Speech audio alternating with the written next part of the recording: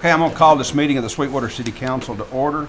Ask Kathy Monroe with First Presbyterian Church to give the invocation this morning, and Councilman Baker to lead us in the pledges. Pray with me, please. Holy God, we come before you this morning, Lord, just thanking you and praising you for this day. Father, we also thank you and praise you for the rain that you're sending our way. Lord God, I ask that you would be with this austere body of men today, Lord. They appreciate your presence. Lord, they ask for your wisdom and your guidance in all that they say and do. These servants wish our community to be the best that it can be. And we ask that you would guide them in that direction. Father, we thank you for the business that will be conducted today. Lord, that it be according to your will. And Lord God, we just ask that you would be a mighty presence in all of our lives this day. In Christ's holy name, amen. Amen. Y'all ready to pray? I pledge allegiance to the flag of the United States of America and to the republic for which it stands, one nation, under God, indivisible, with liberty and justice for all. Honor and Texas flag. I pledge allegiance to thee, Texas, one state, under God, one and indivisible.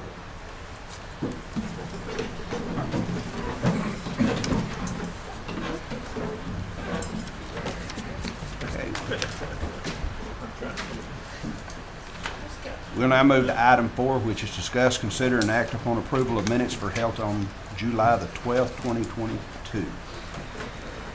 Move adoption of minutes. I'll second the motion. All in favor? Aye.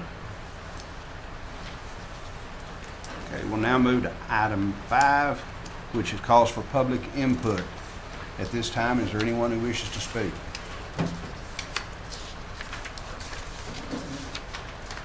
Okay, we'll now hear a presentation from Ms. Jennifer Cunningham and Ethan Wilson with Nolan County Health Department regarding Health Disparities Program.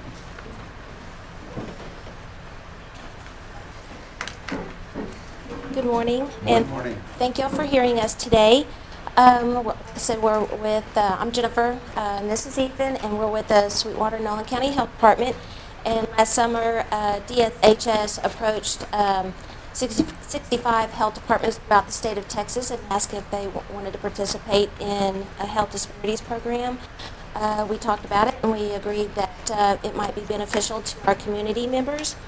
And to our community. And what we're doing is we're both vested in our community. We're spending time in our community, talking to individuals throughout the community. We're spending time at food pantries, at clothing closets, over with the senior nutrition activities program, and other events that would help address and lessen the disparities in the community. The CDC has defined disparities as preventable differences in the burden of disease, injury, violence, or opportunities to achieve optimal health that are experienced by socially disadvantaged populations, which include length of life, quality of life, rate of disease, disability, death, severity of disease, and access to treatment. The U.S. Census Bureau has a community resilience estimates for the United States, and that those risk factors for the community resilience estimates are income to poverty ratio, single to zero caregiver household, overcrowding, communication barrier, households without full-time year-round employment, disability, no health insurance, age 65 and older, no vehicle access, and no broadband internet access. In our community in the Nolan County area, it shows that 46% of our community members have 1 to 2 of those risk factors. 24% of our community members have 0, whereas 30% of our community members have 3 or more of those risk factors. Like I said, we've been spending time in the community. We developed a survey that we ask individuals to take. It's completely confidential, and we ask about their disparities in their life. We want to hear from everybody and as many people as we can. We've talked to about 3% of the population and gotten some pretty good information from the surveys and also from them sharing themselves the disparities that they are experiencing. We have, when we first started out doing events and talking to individuals, the common factor that we found was a lack of communication. Sweetwater has many resources for the community, but a lot of community members didn't know where to reach those resources. So we worked really hard on developing a community-wide resource directory that would be easily shared and accessible. It is electronic. It's on our website. We share it on our Facebook. And then we have gone as far as spotlighting on our Facebook page, Spotlight of the Week, of the different resources in the community to help get the word out to the people of Sweetwater of where they can find these resources. We have partnered up with the SNAP organization to bring the resources that would benefit 65 and older. And we are having presentations with the Agency on Aging, their Texercise program. So we have organizations coming in and speaking about the resources they offer to that targeted area. We're in the current stages of having some other community-wide events to help address disparities and to bring in resources and education for the public. And let's see, in this resource directory, it covers everything from mental health services, medical services, transportation services, emergency services, faith-based services, and to help increase the adult safety net, which is offered with the Sweetwater Nolan County Health Department. And the Adult Safety Net program is a program where any adult that does not have any health insurance, they can come to the health department for a $10 administration fee and receive any of their adulthood vaccines. And we found that a lot of people are unaware of that service, so that's one thing that we are also promoting. And so Ethan has some numbers that we want to share with y'all. I'll say this is just an overall overview of the most basic and standing out questions on our survey. This is as of June of 2022 at the end of the month. Household income, less than 25,000, 39.8%, 25,000 to 50,000, 22.1%, greater than 50,000, 22.5%. Employment status, 37.7% are on disabled, part-time, or unemployed, 32% retired, 30.7% full-time. And to clarify, any missing percentage are people that just prefer not to answer. Education level, 59.8%, high school diploma, GED, or some high school, 38% have career training or higher. Unable to seek medical attention for basic or emergency care for any physical, mental disabilities, 34.1% unable to seek medical attention, 39.9% able to obtain medical attention, 26% prefer not to answer.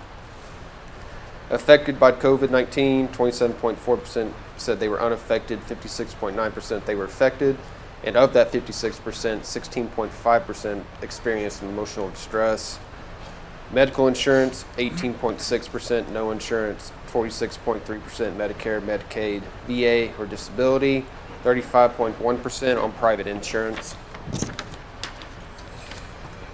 For dental and vision insurance, 54.1% have no dental or vision insurance, 32.9% have both, 5.2% dental only, 4.8% vision only.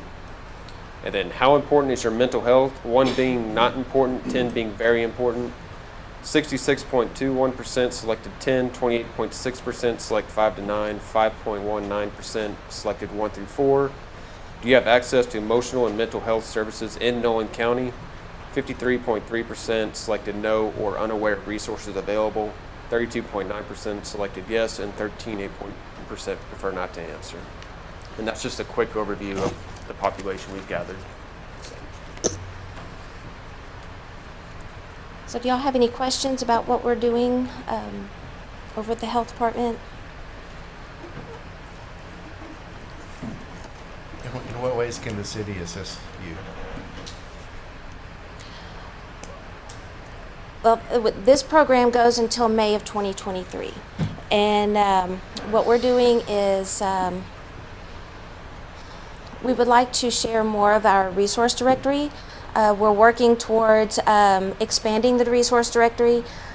We're adding civic organizations, municipal offices, and how people can reach. So if there's anything that y'all offer and have any suggestions for the resource directory, that would be great.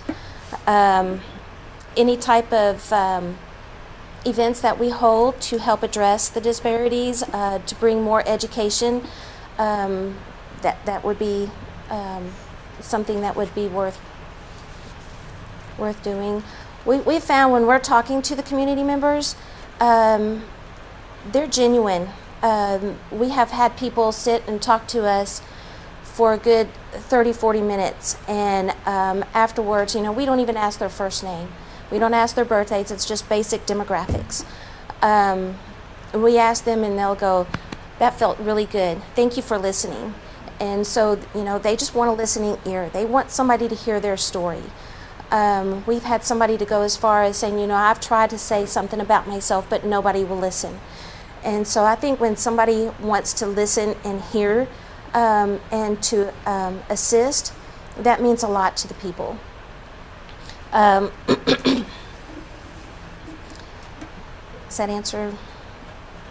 Just want to say that anything that you need from us, please let us know. We We're will. glad to help. We will do that. Is there any other questions that y'all may have?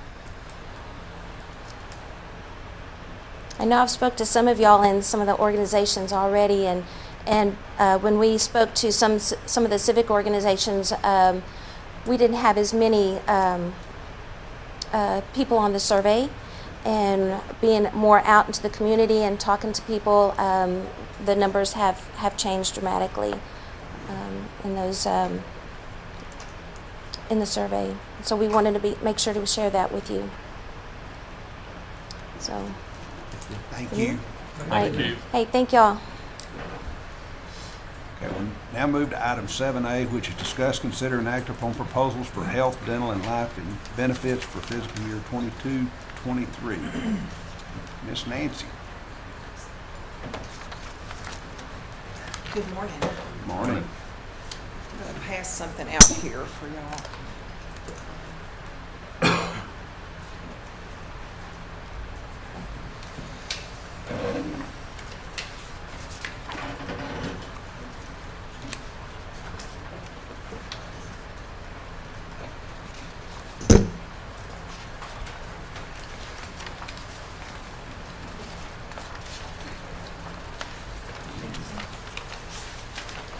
As you know, we went out for an RFP, as we do every year, and this year you did not have any respondents other than your incumbents. So we didn't have anybody else come in to bid.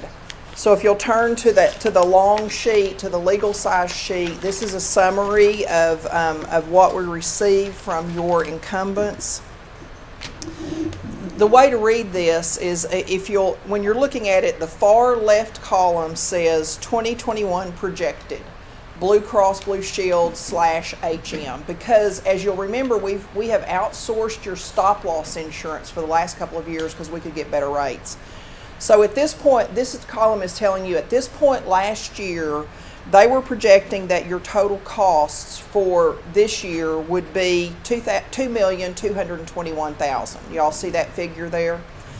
The next column shows what you've actually done this year through June annualized. And so we're taking the numbers through June and saying this is the trend's going to continue. And at the end of the policy year, we're expecting you to be just over $2 million. So they missed it last year. They projected too much. You have beat those numbers. As you can see at the change from 2021 projection, you're actually 9% below where they projected your claims to be.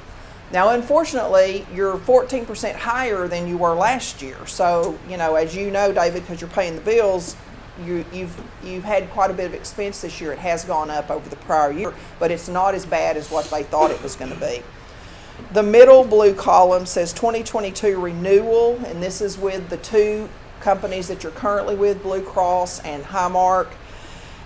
They're saying, now Blue Cross is saying your claims are going to go up 20% next year, but the claims are going to be what the claims are going to be. And just like this year when they missed that number, they may well miss it again next year. We don't know what that figure is going to be. This is just what their actuaries say could potentially happen. But if you'll look on down there, you see that your admin fees are actually coming down 40%.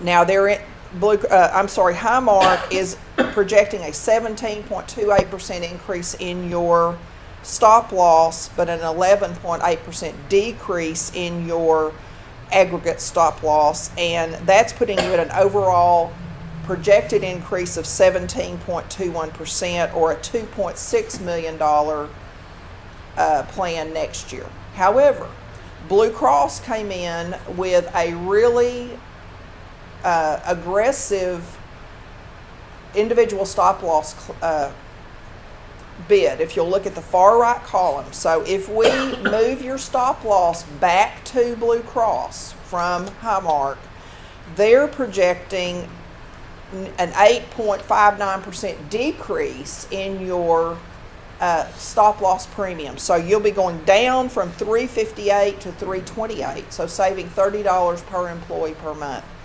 Now that brings that total increase projected costs down from the $2.6 million to $2.4 million, which is about a 10.72% increase. Now that 328 number, I have gone back saying, are you sure this is right? Because Blue Cross is never lower than the outside ones. And my rep said, we've got 15 new underwriters. And he said, I've gone back and I've questioned him, and I said, I want it in writing that this is firm, because I think they've messed up. But you know what? If you get to save a couple $100,000 or $150,000 for 1 year, we'll worry about it next year if they figure out they made a mistake. But right now, we're going to save you some money by moving your stop loss back to Blue Cross. So we're looking at, again, a 10.72% projected increase, but the only part of this that is for sure are the fixed costs, and they're an 11.9% decrease. So claims are going to be what the claims are going to be, and we're going to, y'all are due a good year, so we're going to keep our fingers crossed that happens. If you'll turn to the next page, then you see the group life insurance. You've been with Oaks Securian for a few years now, I don't remember, 3 years or so. They are projecting, they're giving you a flat renewal and a 5-year rate guarantee. So they're not going to raise your rates this year, and they're not going to raise them for 5 more years. So if you'll keep turning, and they're the only ones that bid, so they get to keep your business, unless you're unhappy with them, and I don't think you are. If you'll keep turning back to the last page, then is your dental and vision. A company called Emeritus is your incumbent, and they are the only ones who bid. They projected a slight increase in your dental and your vision, and that was because of the way your plan was running. They've actually had quite a few claims, and so they felt like they needed to raise those rates. I might still be able to negotiate those down a little bit, but worst case scenario, that's what you're looking at, and you didn't have any alternative bids. So That was the result of your RFP. I mean, you're not having a great year this year. You've got 4 claimants who are over your stop loss of 65,000, but none of them are huge claims. I think the biggest one's like 107,000, and so it's not like you've got any big shock claims out there of $500,000 or $1 million. But even so, you know, pretty consistently over the last few years, you know, your claims have gone up over the last couple of years. So I'm thrilled with the Blue Cross reinsurance, and that's going to save you some money. And plus, it's always nice to get it back with Blue Cross. So, you know, again, though, I think it's a mistake, but we're gonna take it and put it in your pockets, and then we can worry about it next year when it comes up again. Are there any questions? Thank you, Nancy. Okay, thank you. Entertain a motion. We'll go with the bids. Second. All in favor? Any opposed? Carried. Okay, we'll now move to item 7B, which is discuss, consider, and schedule a public hearing for September 13th, 2022 on the proposed budget for fiscal year 22-23. And I think Miss Patty's going to do us a little.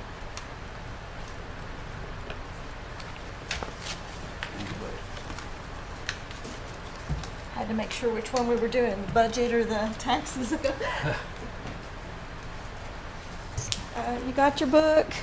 I thought I'd just explain a little bit this year. We have an unusual, sort of unusual for us, event. If you turn to, it'd be just the next page where it says budget cover page. It gives a list of all the different types of taxes. It's kind of confusing in a way. We're proposing a rate of 0.5075. That is lower than our current rate of 0.548. But you read the paragraph there, it says we're increasing revenue. So that's the weird thing. The no new tax rate this year was 0.498708, and that's calculated by taking the old property and figuring out what the tax rate would be with the old property, last year's property, at today's values. Well, it came up to 0.498708. Our no new revenue tax rate, our voter approval tax rate is 0.508442, which is below our current rate. So we have to be below that current rate or we trigger an election. So we propose slightly less than the voter approval tax rate. The rest of it is kind of like how it always has been. I mean, I didn't put it in different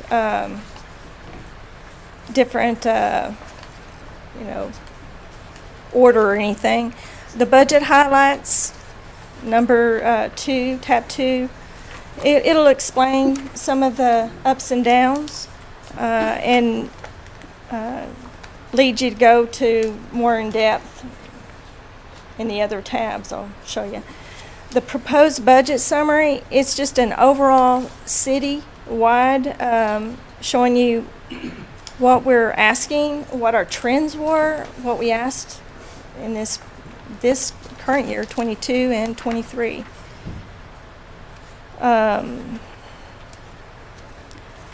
next tab, number 4, is revenues, and again it shows a nice summary or a trend summary from 2020 through 2023, what we're expecting. Tab 5 is citywide. Citywide first, the trend summaries of expenditures. And then I have each fund's, right behind it is each fund's trend summaries. Then tab 6 is the individual departmentalized trend summaries. And again, it just is in depth, just shows you line by line what we're expecting. Tab 7 is personnel. Kind of how many bodies do we have in each department, and you'll see like there's half of a body and a quarter of one, but they all add up. We all have we wind up having full employees, not parts of one. 8 is how the complicated tax calculation sheets on how we came up with our no new revenue tax rate and our voter approval rate.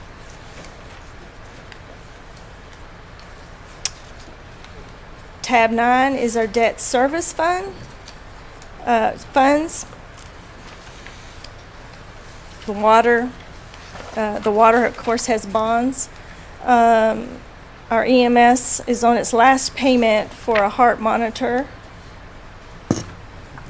And our debt service in the internal services for some equipment, it is in the 3rd year, going into the 3rd year. The next is something that you'll want to look at. It's tab 10, and it is our capital improvements plan. So it has a little bit more in depth what we're asking for the 2023, but also what we're hoping to accomplish in the coming 4 more years after that. We did have some proposed central rate schedule changes. That's tab 11, and I put it in red for you. There's quite a few. And the highlights discuss it and why we're asking for them. There's, in a nutshell, that's kind of how to read the budget. If y'all have any questions or anything, call me anytime or let me know.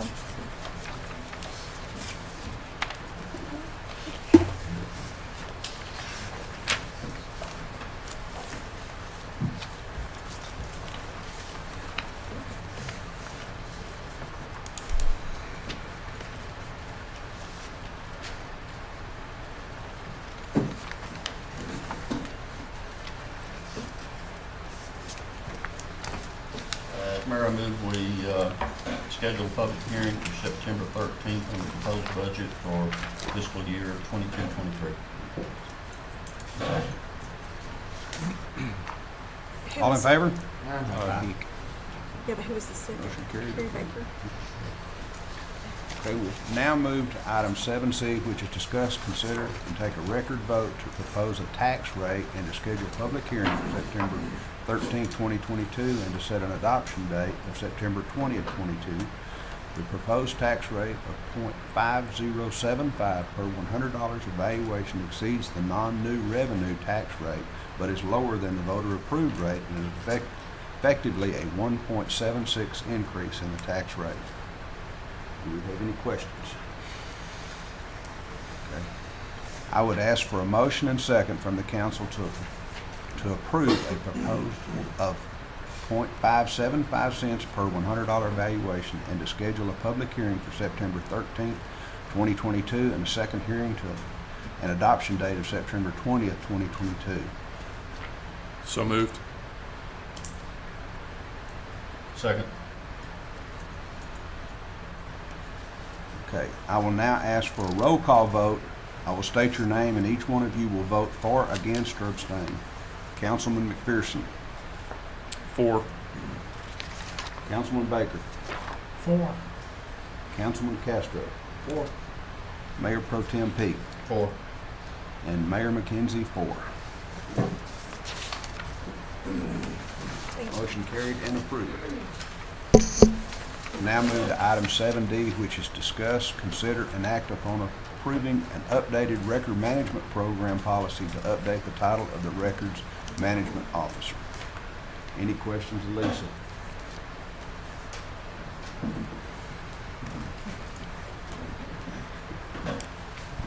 Do we have a So moved.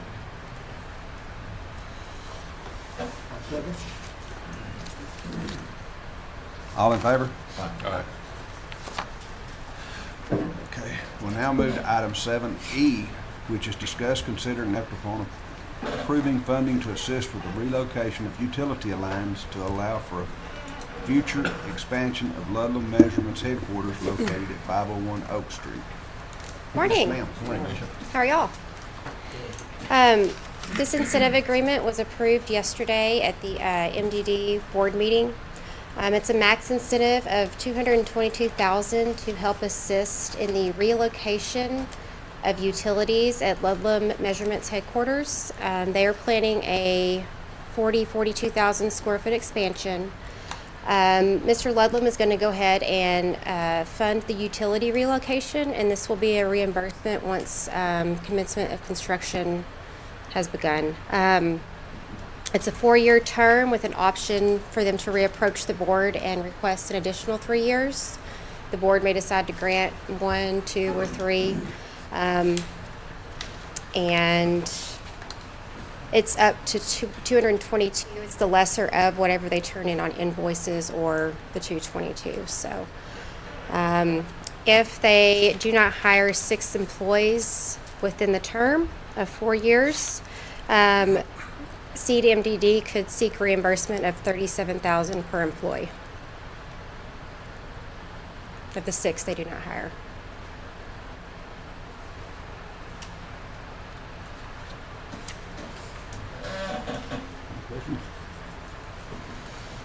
Go back over the incentive. I'm a little unclear sorry. About the incentive. The total amount is $222,000. Yes, so the total incentive will be the lesser of $222,000 or the total amount of invoices they turn in. They will receive an invoice from Encore, Altice, and AT&T for the relocation of the utility poles. And it will be payable in the future whenever they actually start construction, not just when the poles are moved.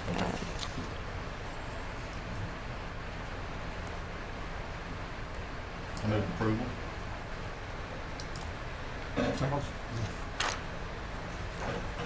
All in favor? Aye.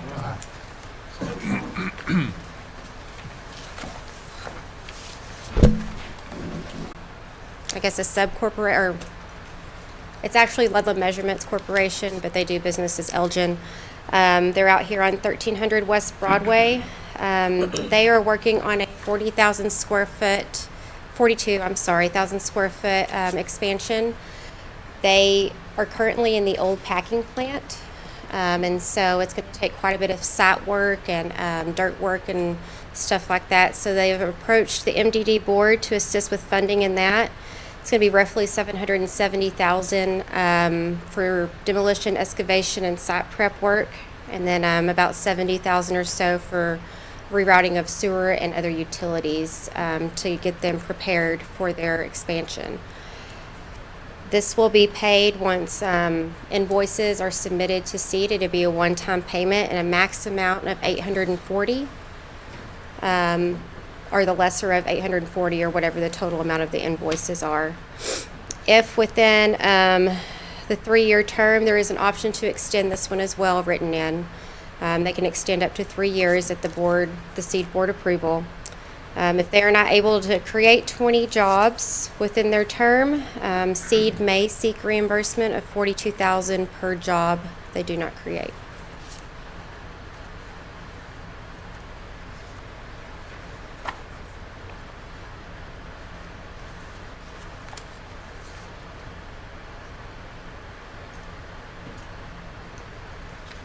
I move approval funding. Second. All in favor? Aye. Okay, we now move to item 7G, which is discuss, consider, and act upon approving funding to assist with the water line upgrades needed for Freddy's Frozen Custards and Steak Burgers. So this incentive is a funding request of $50,000 from the Seed Board for y'all. It will be to help with the city's expenses of the upgrades required to the water line to get Freddy's in service. Currently, it's the water line is estimated to be about $196,807, and Seed would like to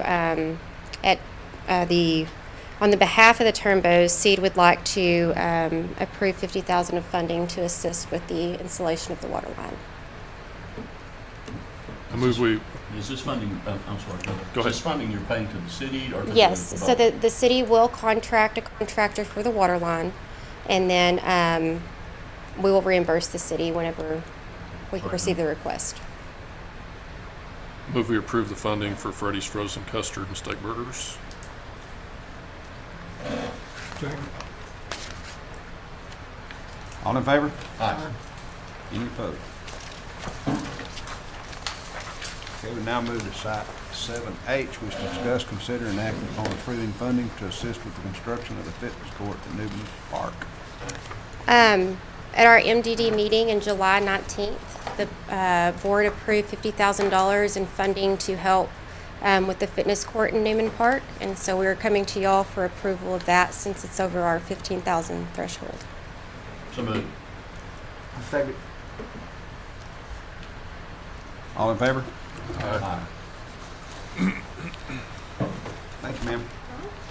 We'll now move to item 7I, which is discuss, consider, and act upon a resolution approving the annual term review mechanism rate increase from Atmos Midtex.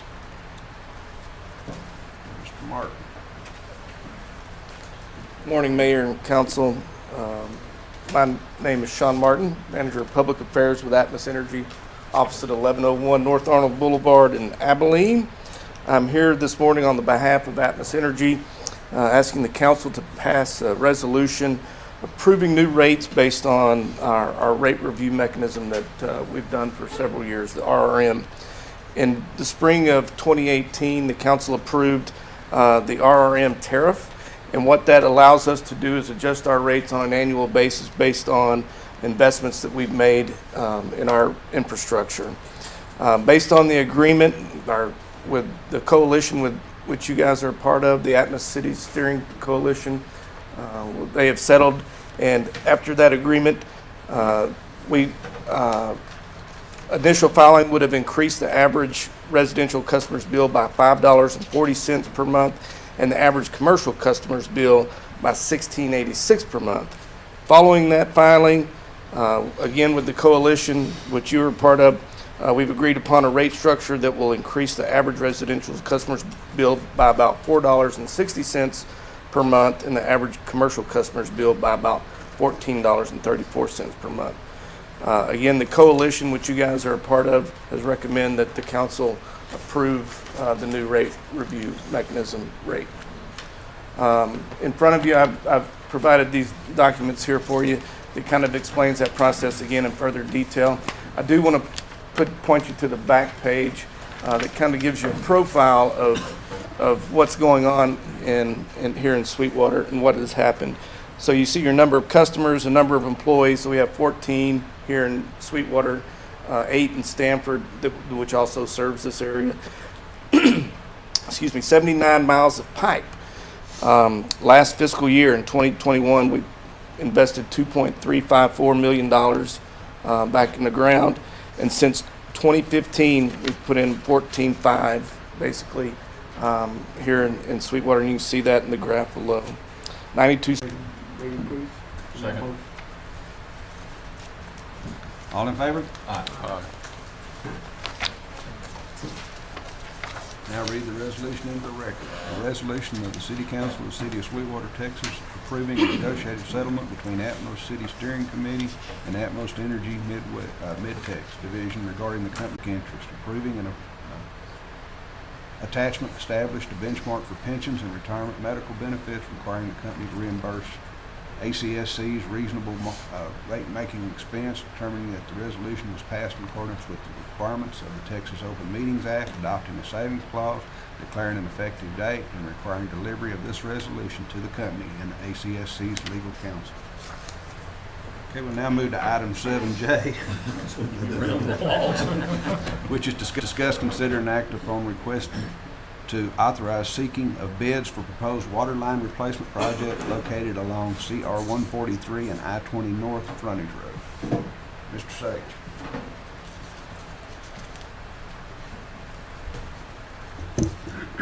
Morning, Mr. Mayor, Council. Morning, sir. Good to see everybody. This item here is related in some parts to item F that Misha presented. I believe you have in your packet there the map of where this line is located. It's out there on County Road 142. There's an existing AC water line that's on the west side. It's in poor condition. It was slated to be replaced as part of infrastructure projects already listed for the city, part of the Water Development Board projects coming in the future. But because of the demand and development growth out in that area, there's a need to go ahead and facilitate the replacement of this line. And so we've worked on a couple different options. And the option that looks to be the best solution is a total cost of about $196,000. And I know there's some participating other entities with the funding on that, as was discussed. And so what we are seeking is authorization to solicit bids for the construction of this line once we have it designed. If you guys authorize us to move forward, we'll go ahead and get it surveyed and design as quickly as possible out for bid, and then come back to council with those bid options. Questions? We have a motion. I move we consider, go out for bids for the proposed water line replacement project. I'll second. All in favor? Aye. Thanks, Sage. Thank you. City manager's report. Yes, sir. Item A is just a reminder. Patty had gone over this early in her presentation, but just as a reminder to the council and the community, September 13th we'll have our first public hearing on the budget and the tax rate, and on September 20th we'll have the second public hearing to adopt the ordinance setting the tax rate. And so we're coming on to the end of the budget cycle, and then of course first day of the fiscal year is October 1st of 2022. The CMDD board passed a resolution yesterday in support of one-way access roads. At this point, I'd like to turn it over to Misha to give us full scope on that. Hello again. So yesterday at our MDD board, resolution number 2022-003 was passed. This is to show our CMDD support of a transition along the frontage roads from two-way to one-way. With the increases in daily traffic and the congestion, and also in marketing our community to national brand retailers, and in talking to our consultant, they have quoted that properties along the frontage road would benefit from improved traffic circulation, reduced confusion, and access that are derived directly and indirectly from one-way frontage roads. As we all know, going out there at lunchtime or at 5 o'clock is kind of hectic, and also this would more than likely urge TxDOT to put back in the turnarounds and even cut down those times on that light. So this is just merely to show our support. We'd like y'all's direction to move forward, meet with y'all, and then also get support from the county to move forward. And been visiting with the TxDOT engineer regularly, and he has just said as long as we get some type of letter to him, then they can go ahead and start those processes if y'all are willing to do that. Thank you, Misha. What we'd like to do is get the council involved, the commissioners court and the county judge, the MDD, all to sit down with TxDOT at some point in the near future to review some issues that we have with the flow of traffic, particularly on the frontage roads. And so we'll let everybody know how that process unfolds, but that'll be the first step into getting some kind of a letter of support or resolution to TxDOT so that they can move forward with this process. On a related note, item 8C is 2024 Bond Election Committee. That's something that we should have probably put together during the last year's street bond election, and I take full responsibility for that not happening. But looking at ways that we could bring another bond package to the community as early as 2024, we're looking to add a bond election committee to that process. Now, what that would be is probably 2 appointees per council member, and then maybe the mayor gets 3 appointees for a total of about 11 people sitting on a bond committee. And all it is them meeting with the staff, with Sage and other consultants to hear about and vet all the potential projects that could go on a ballot in 2024. And I'm not saying that we have to do this, but it's an idea, it's an option for us that I wanted to go over with y'all this morning. Registered voters in the city probably are what you want to kind of focus on as part of the makeup of the bond committee. They would recommend streets and other projects to the council. They wouldn't have final say. The council would have final say what goes on the ballot in May of 2024. But they would have a lot of input to give you all on the streets and what type of other, maybe some quality of life projects, improvements out at the parks, those kinds of things. And at the end of the process, they would give you their recommendations, and you could take them as is, or you could tweak them however you wanted to tweak them before putting them on a ballot. The process for calling an election will happen in February of 2024. So we're about 18 months out from that date. That's going to go by very quickly. If y'all wanted to put together a bond election committee, you probably would have to look at doing that within the next 6 months or so, would be my recommendation, and then get them going sometime after the new year, 2023. So just throwing that out there for discussion. If y'all have any questions on that, please let me or the staff know. The animal control truck is in.